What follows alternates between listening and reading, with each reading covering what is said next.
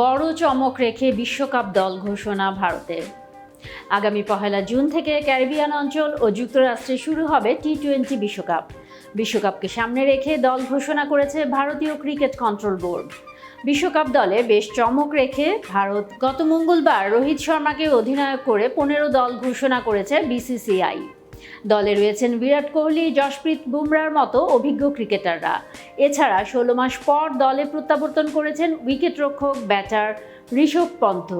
বিশ্বকাপ দলে জায়গা পেয়েছেন তরুণ ক্রিকেটার যশস্বী জয়সওয়াল। তবে বিশ্বকাপ দলে জায়গা করে নিতে ব্যর্থ হয়েছেন শুভমান গিলের মতো ক্রিকেটার। তার সঙ্গে কপাল পুড়েছে রিঙ্কু সিংহের।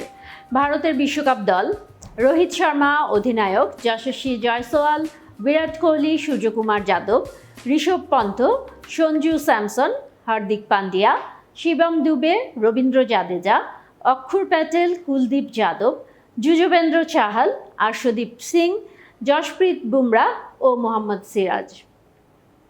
এতক্ষণ বার্তা বৈঠকের সাথে থাকার জন্য ধন্যবাদ।